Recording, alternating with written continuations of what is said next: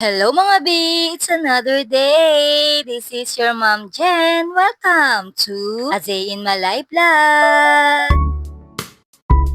For today's vlog ay wala po tayong schedule ng ALS mapping ngayong araw. Dito muna kami sa office para mag-encode ng mga details or information ng mga mag-aaral na gusto muling mag-aral ng ALS. Ito ay nakuha namin nung nag-ALS mapping kami sa mga barangay nung nakaraang araw. Sa pag-encode nga namin mga B, nakaramdam kami ng gutom kaya napadpad kami dito sa may bilihan ng pagkain. Tamang-tama, meron silang ginataang bilo-bilo. Bukod dito mga B, meron din silang ulam na tinda.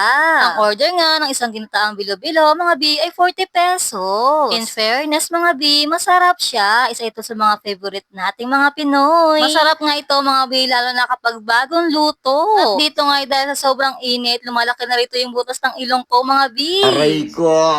Sobrang init talaga niya mga B, yung tipong nakakapaso na yung dila at labi. At dahil nga gutom tayo mga B, konting ihip lang yan, malamig na yan. Hindi lang yung bilo-bilo yung mainit, pati rin yung panahon mga B. Yung tipong tumutulo na yung pawis mo. At dahil nga sa sobrang katakawan natin mga B, napaso na nga ako dito ng kinakain nating bilo-bilo. Aray ko! Sobrang init talaga niya mga B. Habang kumakain nga kami mga B, may bumabantay sa amin. Baka raw kasi tumakas kami at hindi kami magbayad.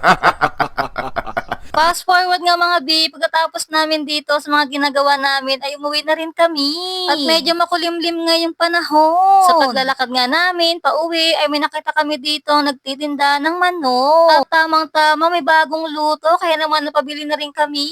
18 pesos ang isa, tamang-tama sa pang-ulam. At medyo malaki na rin yung manok. Hindi ka nalugi, lalo na ngayon ay mahal na mga bilihin. At ayun nga, bukas ay meron tayong ALS mapping sa Barangay Lungos, kaya abangan niyo po kami. Ayun lang for today's vlog. Salamat mga B!